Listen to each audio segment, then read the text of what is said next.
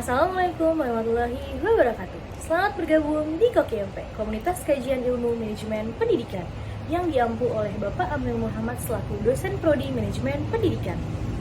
Perkenalkan, nama saya Rachel Mardika dari kelas Manajemen Pendidikan 2020B. Di sini saya akan membagikan sedikit materi yang telah saya baca dari buku Find Your Why oleh Simon Sinek.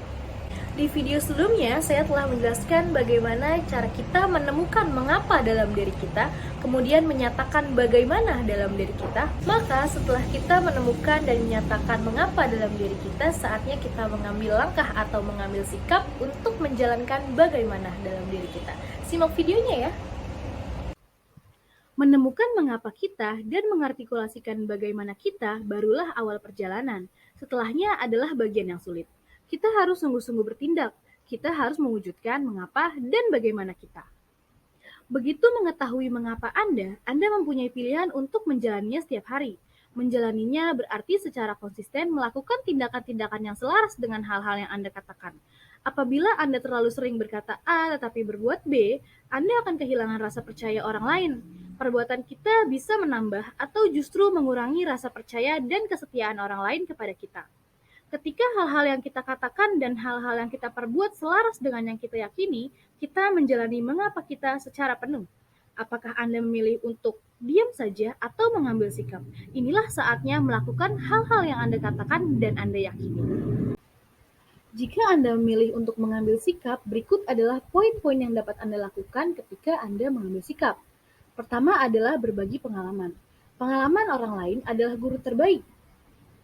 Dengarkanlah cerita-cerita orang lain dan pengalaman-pengalaman orang lain. Kemudian, apakah di antara cerita-cerita yang mereka sampaikan, ada yang paling sejalan dengan Anda?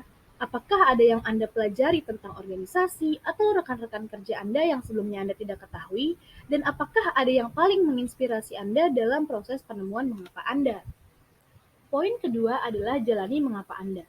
Sesudah menemukan mengapa dan mengartikulasikan bagaimana, Anda akan lebih mudah melihat mana yang di antara anggota tim, strategi, kebijakan, sistem, dan komunikasi internal maupun eksternal yang paling selaras dengan Anda atau tidak selaras dengan keyakinan-keyakinan Anda.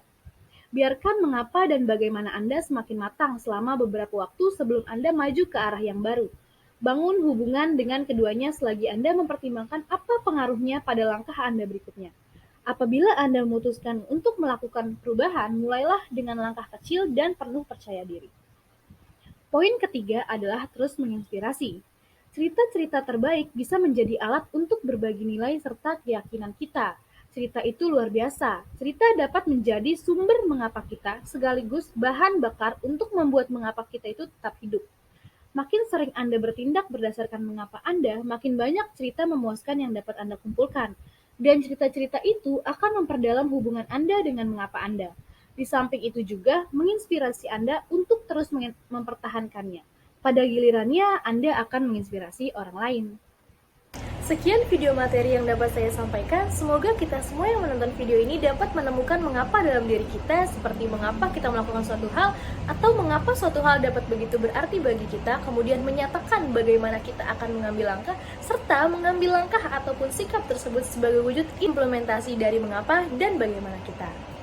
Saya akhiri, wassalamualaikum warahmatullahi wabarakatuh. Dadah!